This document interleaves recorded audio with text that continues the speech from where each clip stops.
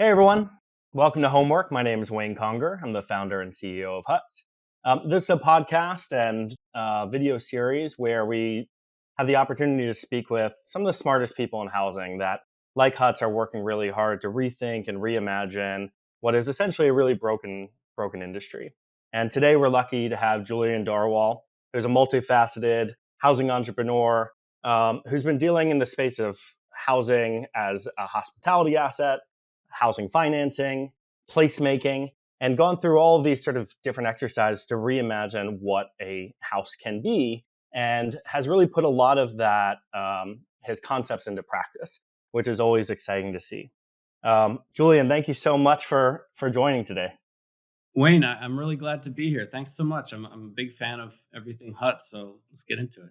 Awesome.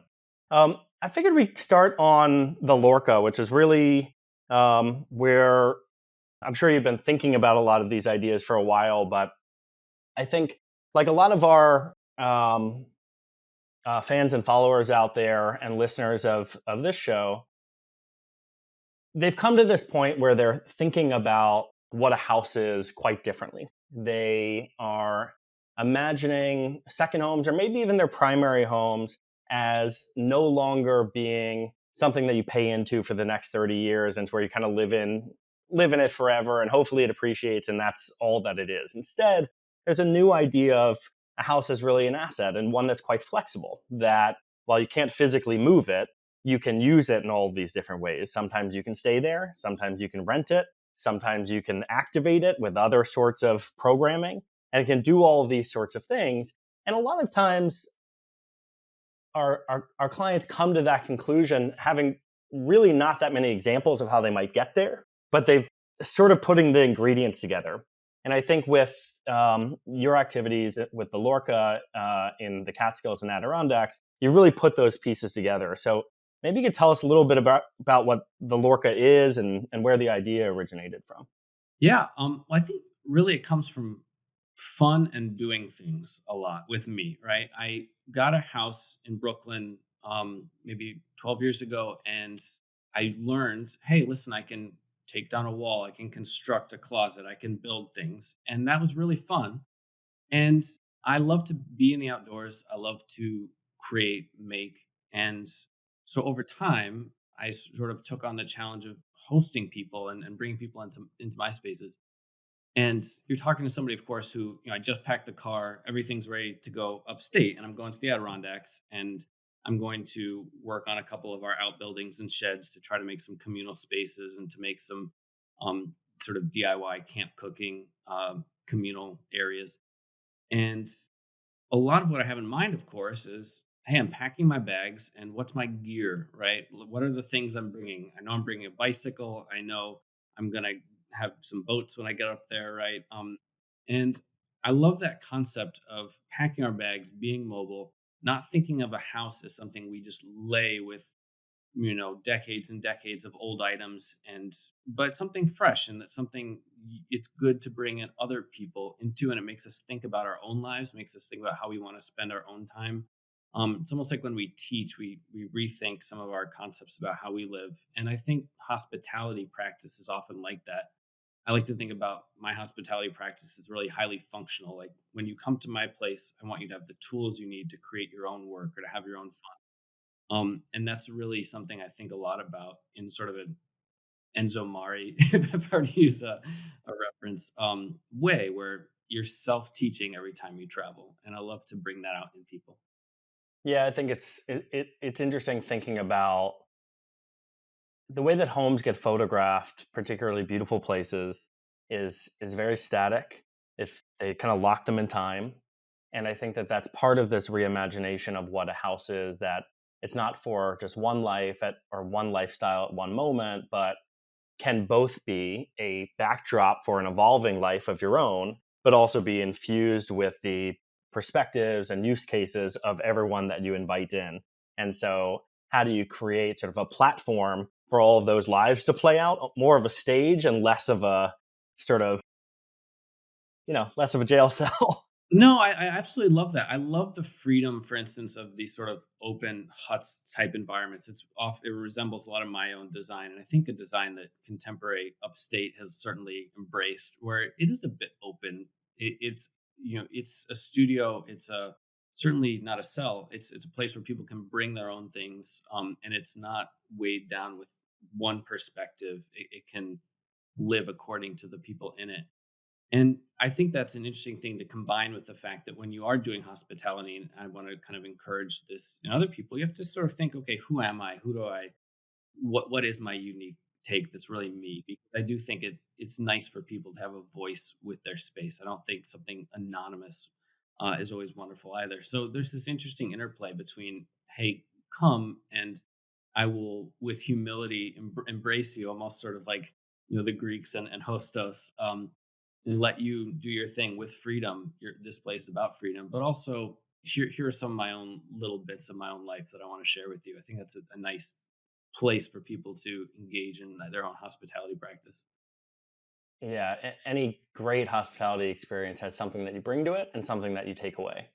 And and gives you, and the thing that you take away sort of like microcosmic of the overall experience of the place. It's the way that you kind of talk about it weeks and months later, that when the fine details of everything that you experience there kind of go away from your memory, what's the little memory trinket that you have that when you talk about going to the Lorca or somewhere like it, that you kind of carry with you, and it becomes sort of transferable. That's the way you talk about it to other people.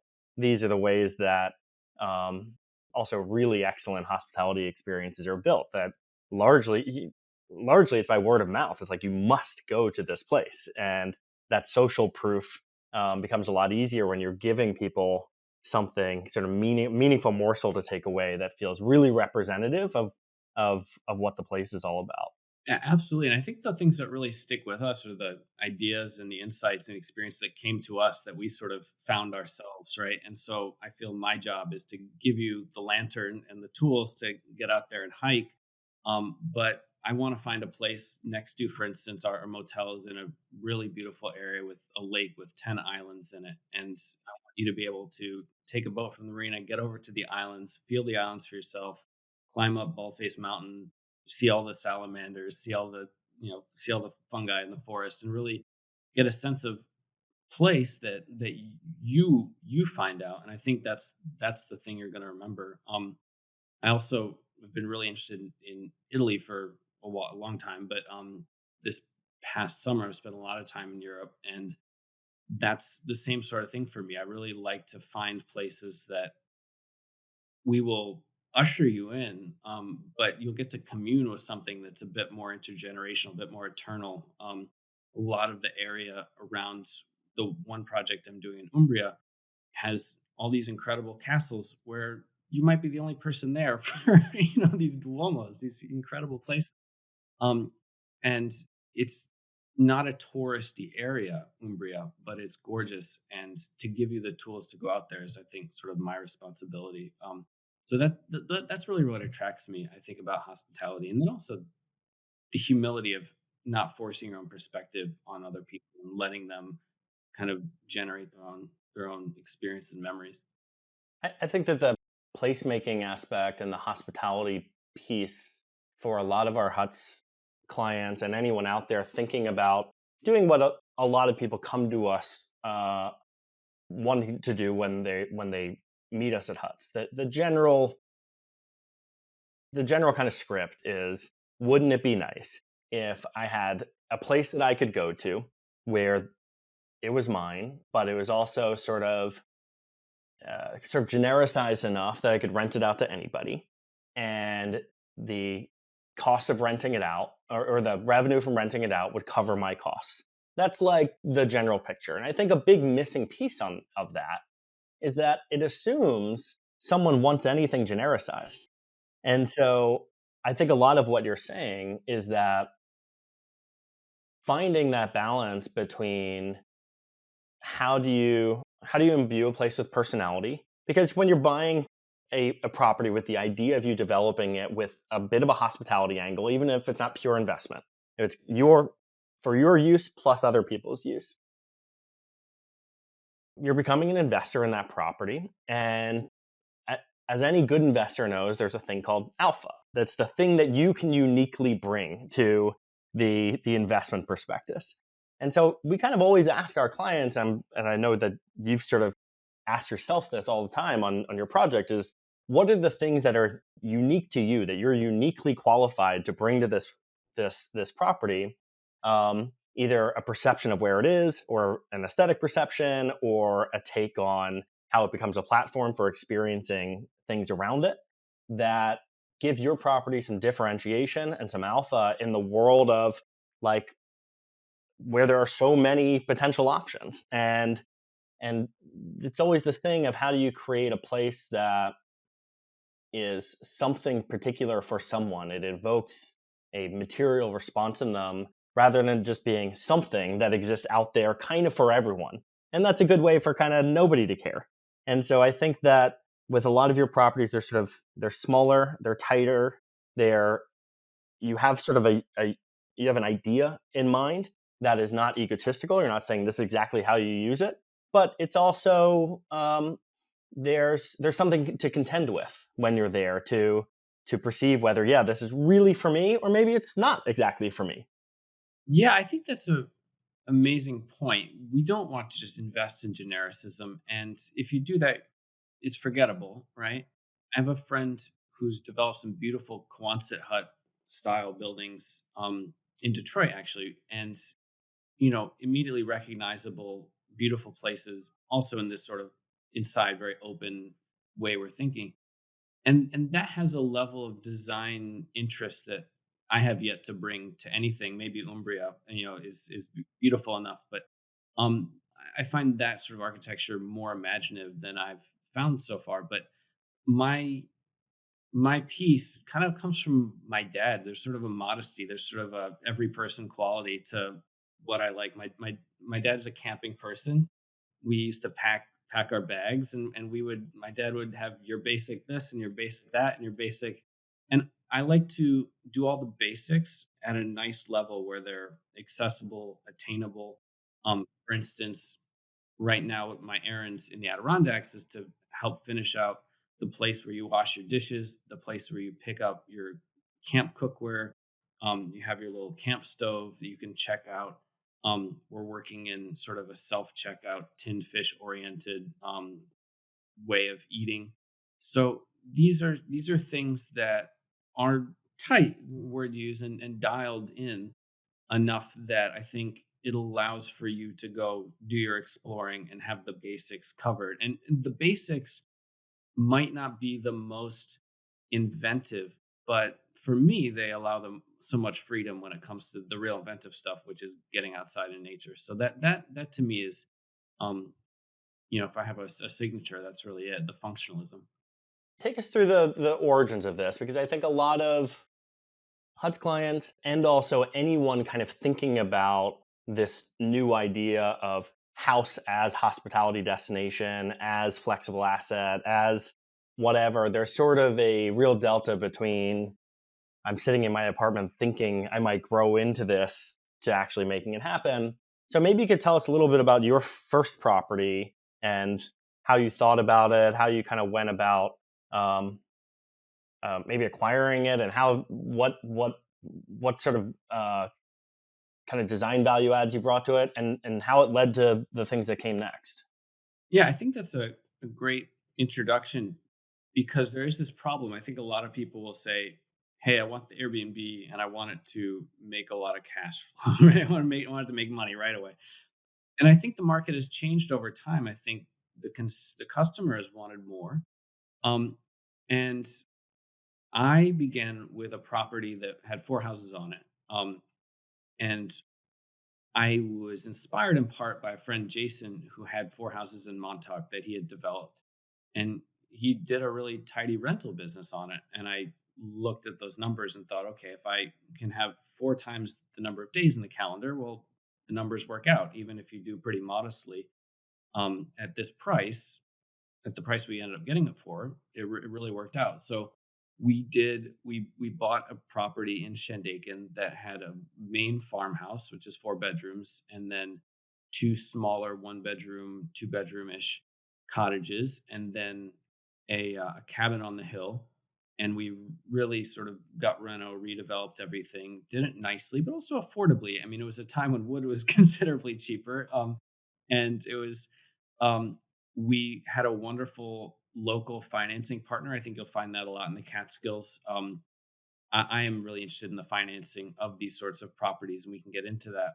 But we were able to borrow for the renovations and then complete them in a way that was efficient, beautiful. I think we used a lot of quarter-inch pine plywood at a time when it was sort of when this sort of Scandinavian look was developing up there, and groups like your own, some other wonderful thinkers have done a gorgeous job with this sort of minimalism, much better, I think, sometimes than we have. But it's I think it's beautiful, it's open, and it's simple, and it was not a massive investment. I think some of those materials and ways of construction were relatively affordable. You purchased this property, happen to have were all four structures in like a livable kind of format, or were they different levels of disarray? Yeah, I mean, the farmhouse was very much, you know, all over the place. The cabin was a full out wreck. Uh, and both cottages, I thought, hey, we could, get these going pretty quick. But it turned out, all the carpet needed to come up. You had to redo the walls. Had to really get in there. And so it was a real battle, and it was ended up being a wonderful summer. But we found great partners, and we were very lucky to work with good contractors, and we were able to get it done. And I think though ahead of time, you raise an important point, which is you really have to sit down with the numbers, and you can look at sources like AirDNA, you can look at the markets, but I spent a lot of time really looking at spreadsheets and saying, hey, is this going to work and how? And if we do 20% utilization, or if we're booked 20% of the time for these four houses, what do we need to charge a night for this to break even, for it to do all right, for it to do well? And really model it out. And I think that that's critical, and also figure out what your own desire is. I mean, do you want to be there every weekend? Does the model fit your desire, and can you be realistic with yourself about the market, which, by the way, has gotten much more saturated as we've gone over this. We had a real wonderful bump during the pandemic where everyone wanted to be upstate. There's there has been a lot, demand is still strong, but there are a lot more Airbnbs over time, and they're better all the time. People are increasingly professional about it. Um, so yeah, I think you really have to think, what are my goals, and does this model fit what my goals are? How did you think about in the kind of placemaking exercise and usage your own use of the property? Because I think that that was maybe part of it, that you wanted to be able to go there. And a little bit of that relationship between what does the market want and what would be desirable to the market, and your own aesthetics and your own kind of take on what a beautiful place would be. And sometimes those can be a little bit of odds. Ideally, they're in line. But how did you think through those two pieces of it? No, it's a great question because in part it's always evolving. I've realized that we have a bit of a dip in April during the mud season.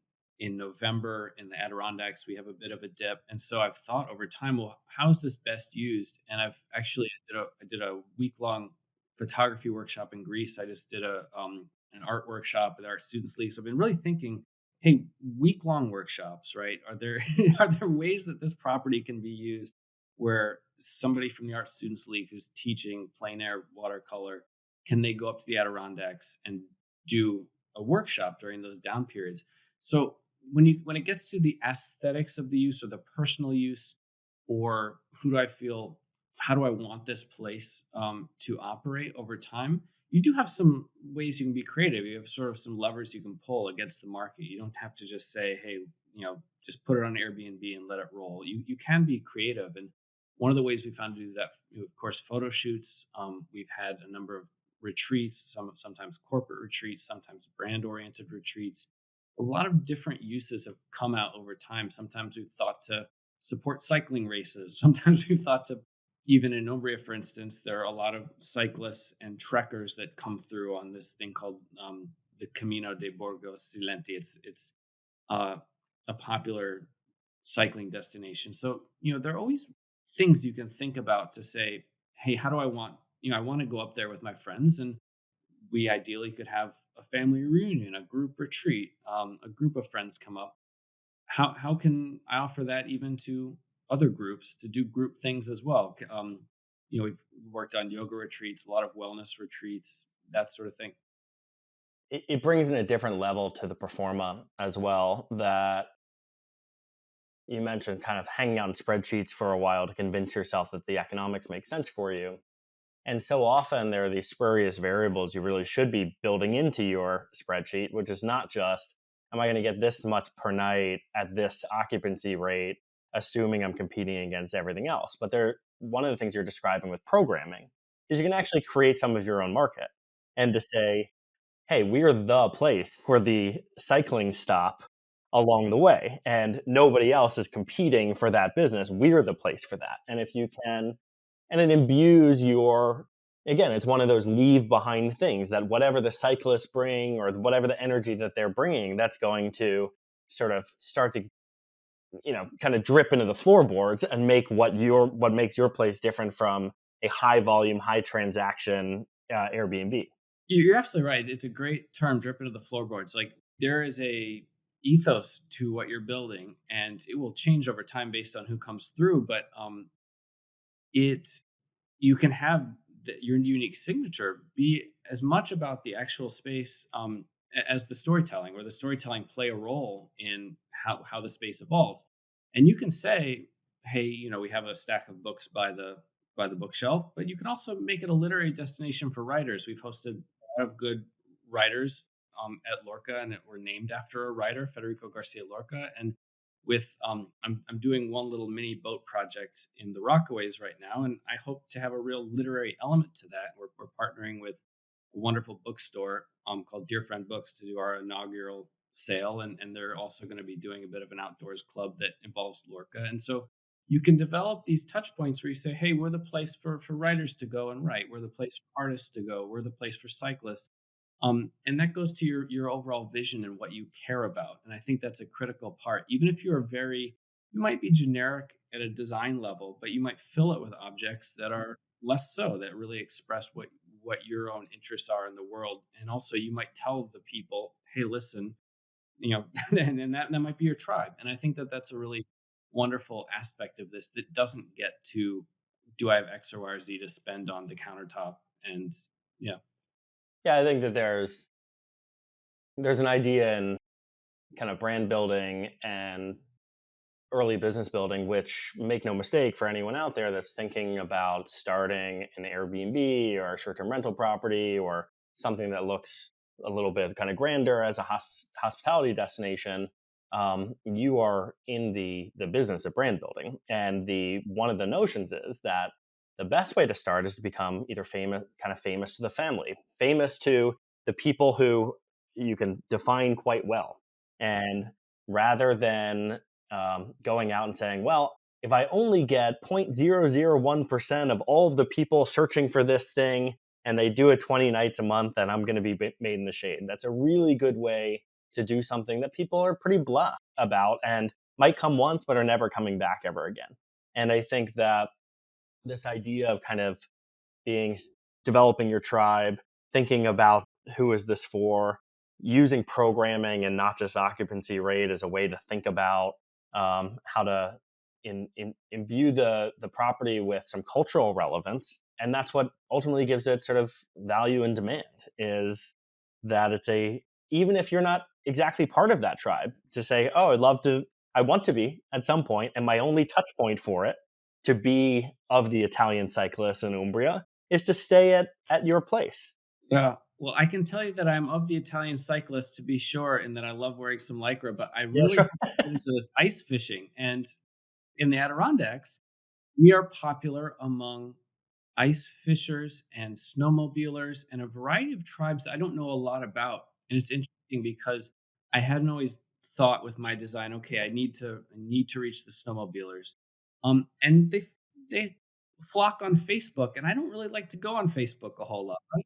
So then you have to think, Well, this becomes the purview and it has to do with the local relationships that I really have because I do want them there because this thing you're talking about, famous to the family, has a seasonality to it, right? I might have all the Art Students League up during the fall doing their beautiful plein air paintings outside with leaves, but all of a sudden the snow flies, and I can certainly know how to speak to skiers, but I don't know these snowmobilers quite as well.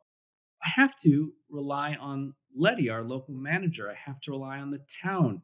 I have to rely on a variety of people at the marina, people who I have come to meet, even though, we might have different political views, we might have a variety of differences. Um, and that's a really interesting aspect to, these sort of places that by nature, the people that will come based on the season are going to have a variety of different bents and orientations. I think it's really fascinating. Well, I think it also gets to something you were describing about maybe the binding characteristic. And let me just kind of frame the pieces that you have. You've got the four properties in the Catskills, you have the motel in. Where we've been slowly Okay, getting. Yeah.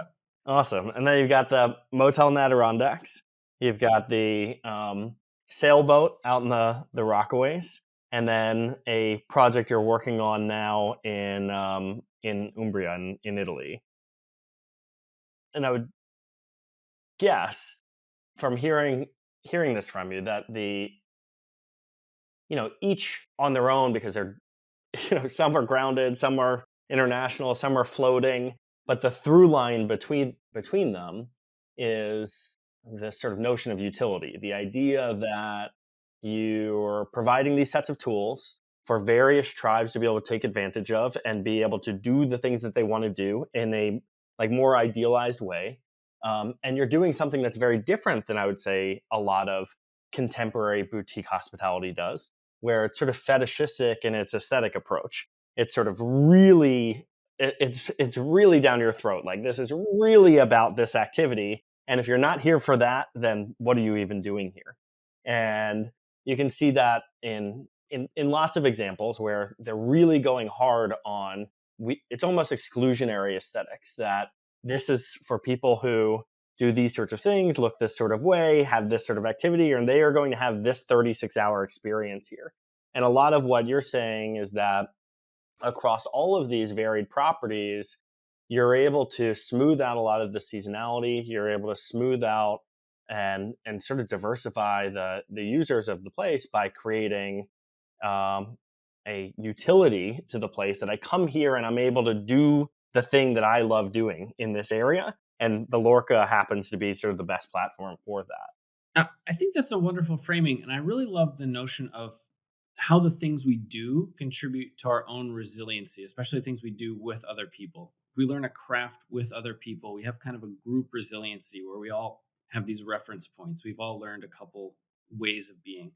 And I think travel, I mean, you mentioned how these places are all over, right? In some sense, it's not like a global company or anything.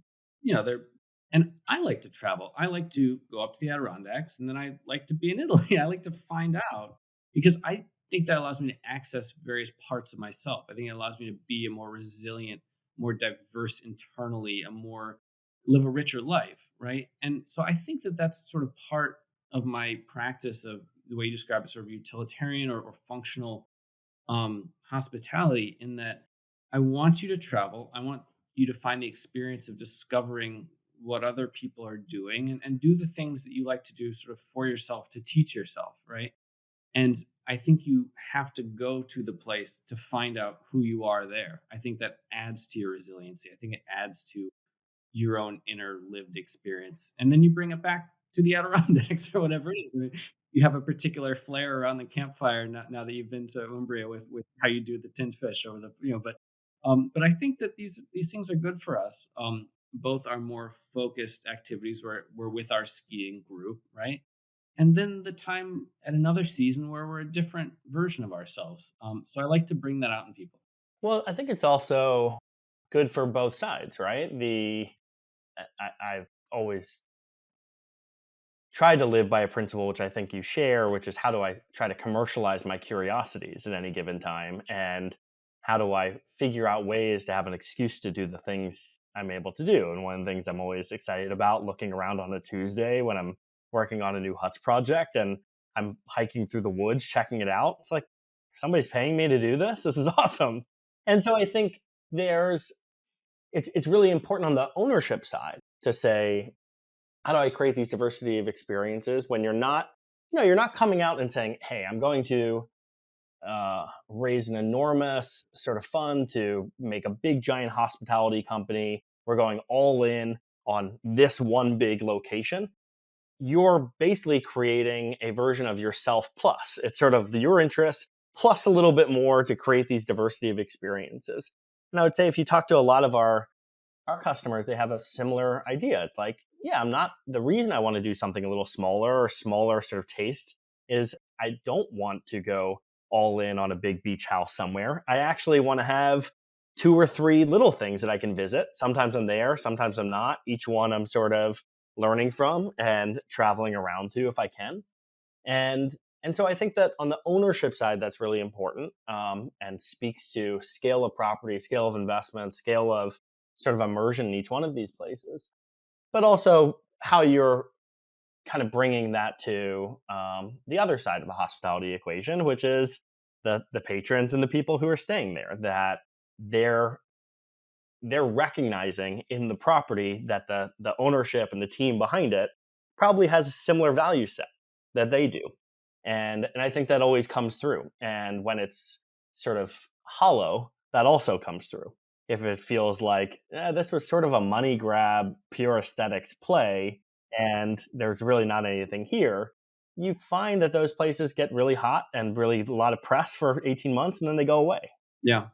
And there's generally a reason, which is that they hired it all in and and backed by someone who didn't care necessarily. And I think, I could think of a lot of places that I really have believed in over the years, like a Foxfire Mountain House, which, they've built from the ground up. They were at one point, I think, the laundry space for the the large hotel across the road.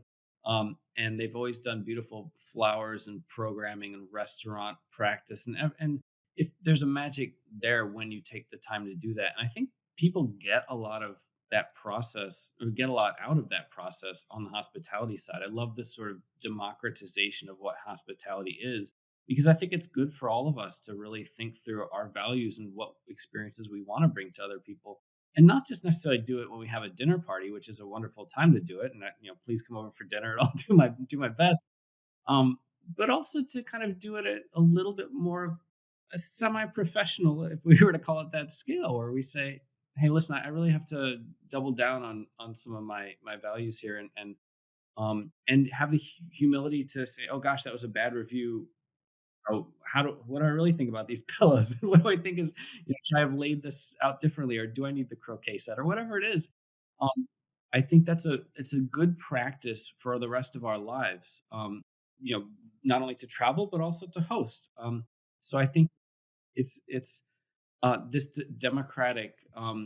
You know, there have been many great, very worthy, important critiques of Airbnb, as there are communities where it has been really bad, I would say, and where it has not contributed to the resiliency to have com- rental prices go substantially up, because Airbnb have fewer people who are actually in the community, because places have become strictly sort of hospitality or vacation oriented. But I think there is a way of thinking about it, and it's one of my hopes that in really exploring the financing side, we could help support a more diverse group, a more dynamic group that includes freelancers, that includes creatives, to access this chance to sort of not only become homeowners, but also to usher people in, and go through this process of doing their own hospitality practice with their own investment properties. I think, yeah, before kind of diving into the financing piece, I'm really intrigued by something you said around hospitality, the exercise of being your own Airbnb owner or short-term rental owner or effective hospitality entrepreneur as a way to supercharge the requirement of what it means to create a home. I think that a big part of what you believe is that a home really isn't a home until other people start to like warm it, and and and that is particularly the case as you scale it up. And what is a lot of the reason so many Airbnbs and so many rental properties and a lot of hospitality experiences, even like boutique ones, seem so much the same and so sort of cold, is that the owner doesn't really care, and they don't see it as themselves hosting people. They see it as a thing that they purchased, outsourced to a management company who also doesn't really care about how it's run. And so it's a really interesting thing to say that if that's the case, home ownership is actually about, in a lot of ways, the craft of how to invite people into your home. And what is home ownership is really about hosting, whether it's your primary home or secondary home or investment property or whatever. It's about how you kind of bring people in. And in a lot of ways, when you think about it that way, it blurs the line between what's a primary home, what's a secondary home, what's an investment property, what's anything. What's common among them is that they're giving you as the owner new places to exercise the ways in which you draw people in and make them enthusiastic around how they're operating in your space that becomes theirs for the time that they're there. I love that point. I think you should charge me for this sort of therapy session because what's interesting is I think you've really gotten the fact that in any space, even the one I'm in right now, which is in Bed-Stuy, it's a townhouse. It I often am looking to see, okay, if I had friends over, if I imagine people I love or family, or whoever, what would they feel like in this space? Or there's some sense that I even think in my general life that I often, my dad's a philosopher, right? And so I think as a philosopher, you're in conversation naturally with a variety of people. You might be talking to Simone Weil one day and Immanuel Kant the next day, right? But you're sort of doing this imaginative practice. And I think visual work is imaginative for me. I think, interior design is imaginative. It's not just for my own consumption. It's really an imaginative sharing that goes throughout the day. I think with other people in some real way, and I think I look with other people. And I think it's a really deep point you're making. At the moment, I'm up in Maine and up in island on the Penobscot Bay, but heading from New York up to here, stopped in Cape Cod and visited someone's house. It's an amazing house. It had a lot of similarities to a lot of what we do at Huts. It was built over time. There's phased construction. Is based on a sort of uniform module, but then assembled in compelling ways. But what the owner said really struck me, and it's in line with what we're talking about here. Like so many beautiful moments in this house, but they were like, I only thought about two parties that I have every single year, and the entire house was about that. We have a Thanksgiving party with 22 people. I thought about where are they sleeping, how are they bonding, what's the like those 7 hours, 8 hours of the Thanksgiving day about. And then the other is that he had two friends from college, they have their kids, and all of that group arrive. And so, his, quite literally, his practice of homemaking, of creating a home, was informed and determined by the practice of hosting. And that had not just interior design implications, but space planning implications, where what some of the most interesting sort of interior design moments are not the sort of like Pinterest vignettes, like here's this little kind of static moment. It was how are people literally going to sequence through this place and circulate through it, and how are there spaces that accommodate each of those conditions, and actually created some like quirky moments that was like, as a compositionally, I looked at it, I was like, I'm not sure this is like all that beautiful. But then as he was talking about where it came from, it's like, that actually seems like a perfect way to build in this, whatever, this sort of like little card playing nook over here. And I think that it's a really unique way to think about it, as to what are the moments that when you look back on your house, you actually care about. Yeah, every day I get up and make the coffee, but I can do that in any motel room anywhere. But what is the moment where it's like I really remember what place was about? Oh, after the party, we all ended up in like this one spot, sort of like playing truth or dare, and where did that happen? And so I think it's a really it's a really interesting circumstance thinking about that just for your own home, but as you get into and for folks out there thinking about, oh, I'd like to sort of start a hospitality entrepreneurship practice, it's like great. Like, what kind of events would you hope happen there? And then how do you design around that? Yeah, I love so many of those points. I think my own house has a lot of objects or even altars, even sort of household gods, penates, in the Roman way, that are conversational. They're conversational pieces, not only, hey, look at that, let's talk about where it came from, but also I arrange them because of something I'm thinking about and I want to communicate it. I want to say it visually. And I might have more objects around my house than a place I would rent. But it's interesting to do that in a somewhat more minimal way, where you're bringing people in, and maybe that is a little bit skews more functional. Hey, here's the lantern. I think is a good idea. Here's the camp stove. Here are my sort of basics that I would go use outside. So I really love that point, and it reminds me of the fact that during the pandemic, I got really interested in these mid-century fold-out tables called a hideaway design table, and I started collecting them. And I did so entirely to have this imagined dinner party that wasn't going to take place for quite some time. Still scheduling, I think, for this September, but we do so many things for imaginative visitors. And I think it's important to acknowledge that we do that in real time, whether the visitor is there or not. And I think that that's a worthwhile design practice. It's not consumptive just for ourselves. Yeah, it's also, I mean, design and design decisions have been so co-opted by their potential ROI that it's one of these things where it's unquantifiable. It's like the only, design decisions where it's about the things that actually matter, which is what's the happiness yield going to be off of this, and and might I actually enjoy the space a bit more? For me, it's always the story. Like, what story?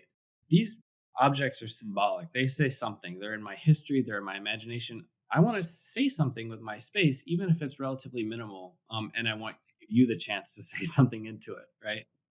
Um, and so at my house, I have different zones and areas, but I'm always trying to say something, right? And I love people who think like that as opposed to this sort of ROI way, because I think it goes to the heart of whether your hospitality feels good, whether there is character to your story, whether you're marketing or whether you're storytelling. I think is not just, you can tell whether it's commercial and you can tell whether it's really Right. from who they are, right? And here's the not so secret is that places that actually tell a story authentically and that is um, palpable, the ROI comes. It's sort of like when you try to contrive it and say, "Oh, I'm gonna tell something about something here," and like these rubes, they'll get it because I put an old tennis racket on the wall over here. It's like, come on, like there's how do you sort of embed it a little bit more deeply, and it just happens to be that less surface level design decisions and things that have to do with space planning and usage and really thinking through the moments of interaction that the architecture or the design are meant to facilitate. Those are the things that stick with people, and they say, "Oh, I'd like to experience that sensation again. I'm going to come back." And what do you know? You've just doubled your ROI from what it would have been if they never came back. And I think it's becoming a bit of a lost point as finding that balance between, yeah, the math needs to work, the spreadsheet needs to balance, the development project needs to pencil out, but at the same time, the way that it's going to really kind of hum is if you care about it at all and you're involved, and that's going to give it sort of consistency over time, and you're actually trying to say something, that there's some reason to do this other than I could have done this, or I could have bought a bunch of McDonald's stock. It's like, I don't know. I don't know if those are really the same. I think that these are two different practices. Yeah, and to go back to our earlier question about this push and pull of openness and freedom for the customer versus your own perspective, that's where I do think it really pays to think through at a deep level who you are and what you have to convey and what your story is. And if you love flowers and really want to have that garden, right, and find the thing that you really want to do with your particular project.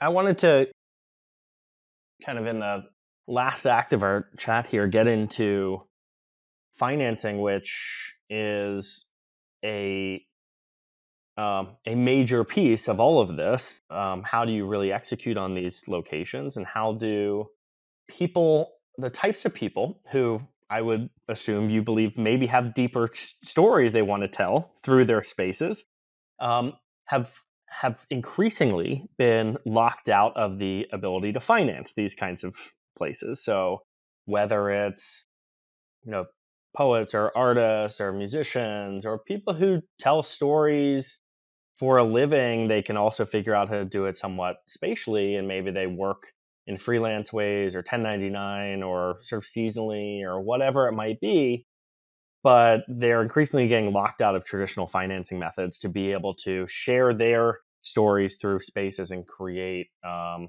of unique hospitality moments that that I think lots of us would like to participate in. And this is something you've been thinking about and starting to think about products that might be able to be introduced in the world to get a little bit more inclusive and bring more people into being sort of like these micro hospitality entrepreneurs. Yeah, I think this is something that's really important to talk through. So after the financial crisis and the Dodd-Frank regulation, we have, of course, a mortgage system where you have to show W-2 income most often, right? You have to be qualified with a credit score and a lot of paperwork that's very daunting for a lot of people. And daunting for a lot of reasons, right? It's taking on debt, but it's also this invasive inquiry that you're not confident you're going to make it through, right? Especially if you're a freelancer, especially if you're sort of a millennial freelancer um, in New York City, and you see home ownership among millennials at a very low rate. That's alongside the heavily, home ownership is very white in this country. It's and the rates of home ownership are almost double among white owners as compared to African Americans and Hispanic homeowners. And so there is a large group of people, very dynamic, millennial, young, diverse group that is continues to be cut out of homeownership in a real way, um, and that feeds on years and years of these similar trends. So one thing that I've been thinking about a lot is how to increase the resiliency of the base of homeowners in the US, how to diversify it, make it younger. The average age, I believe, of a homeowner right now is 36, which is the highest that it's been since 1981. So it's really um, millennials are not doing great when it comes to this. And I suspect it has a lot to do with the fact that many younger people are freelancing, and that if you're freelancing, it's very hard to get a loan. You're very hard to get financing. So, one of the ways that I've thought to explore that is with a niche group of products that are financing based on short-term rental income. So, there are a couple of private lenders, and they're increasingly known, but they're not doing the strongest job of communicating really to I think the broadest market here, um, who are underwriting based on the basically the short term rental income potential. Whether if you look at AirDNA, if you look at the rental markets, this asset is likely to cash flow. And what that does is it mirrors a very traditional commercial lending practice, which is called the base lending. It's, if a large developer wants to buy a high rise, they are looking at, is this high rise going to be able to pay for itself, pay the mortgage? Yeah, They're not. not is the not is the developer's W two going to be able to pick up the difference if it doesn't work. Exactly, and it's the exact same concept with the short-term projections model of underwriting. It basically says, if we look at Air DNA, is this address likely to cash flow such that if push comes to shove, the rental income for short-term rentals can pay the mortgage, right? And that is what is used along with a pretty reasonable credit score requirement by a couple of these niche lenders. And so, what I'm thinking about is how can I help communicate that to the public at large, to the millennials, to the very diverse, dynamic, storytelling oriented, really good, potentially great at hospitality, some of these things we've been talking about, group that would really love to be involved in homeownership has been cut out. And how can we educate that group about the options here? And one of those ways is with this sort of product. And then also, having done that, can we layer in some supports for making a good short-term rental, just in terms of advice or resources to be able to make sure that those that the borrower is successful with the short-term rental. And I do think that goes along with a model wherein you are able to visit here and there, where you're able to access your own property, we're able to think about it as yours. And I really think of this often in terms of almost a I don't like to think of it as sort of status or self-esteem, but there's a certain thing you have when you decide, hey, listen, it's called ownership. When I can knock down my kitchen, I can decide. You can chart your own destiny with a house, and I think it's really valuable for people. I think more people deserve that. In the same way, more people deserve this hospitality practice we're talking about. They deserve the chance to make place. They deserve land, and they deserve home. Yeah, absolutely. I mean, I think an entire generation begging and pleading with a landlord whether they can paint their walls or not seems like a seems like a not a very good recipe for an empowered kind of future.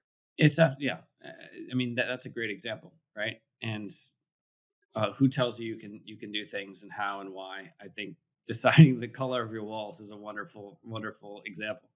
So you've been exploring these financing approaches and this sort of layering of kind of introducing people to these sorts of products through a company that you set up called It's Hinoki or Yeah. Hinoki.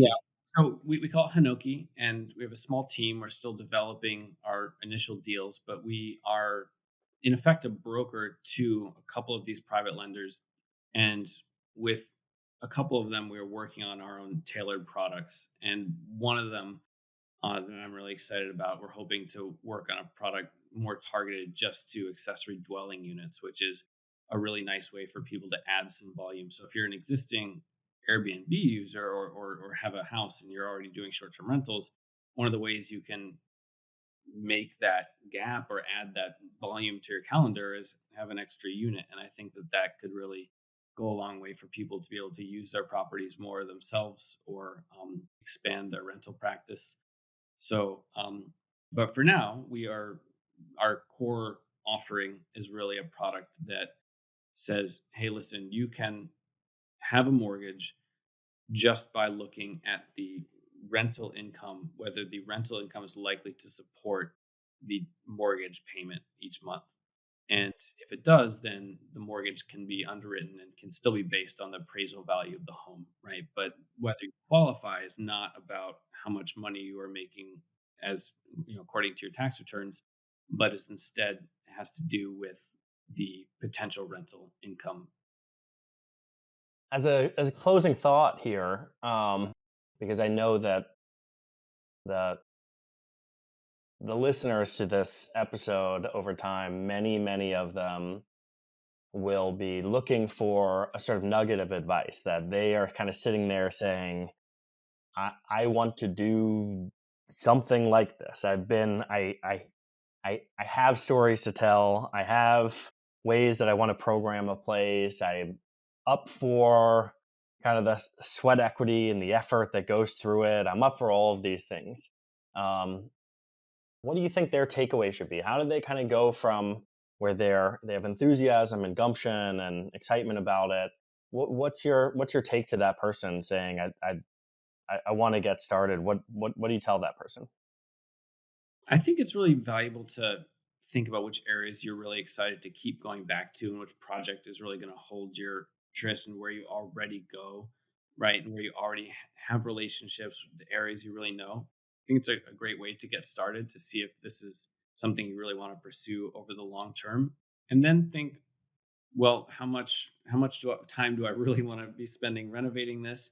But also have the sense that you can do it, right? I think many of us have, in our spirit of amateurism, are, do our best work, right? Where we say, okay, let me have fun and figure this out, and I can do it. And I think all of us can. I don't think it's, as they say, rocket science. I think, um, look up Hinoki for the potential for financing when it comes to, if you are someone who is a freelancer or doesn't have strong W-2 income that you think is necessarily going to support a mortgage.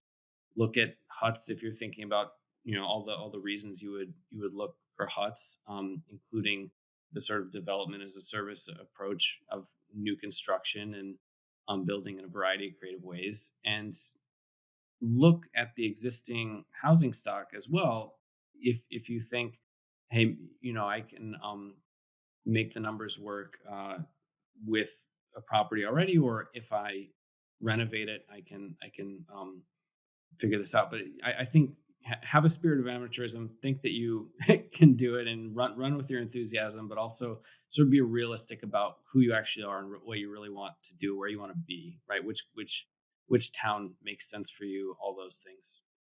There's a whole world of sort of top 10 lists and listicles and whatever kind of garbage journalism out there of like best place to buy a rental, like a passive income. It's like, great. Like, if you have no connection to Tallahassee, Florida, you're never going to go there. You won't understand the market. You won't know any of the people. And it's going to be a place in disarray. Like, work on things that maybe you care about at all and in places that you enjoy being. And what do you know? The outcome might be better than if you're totally indifferent about I think that's a great way to put it. Really think about what you have a connection to, express that in your hospitality. The listicle example is brilliant.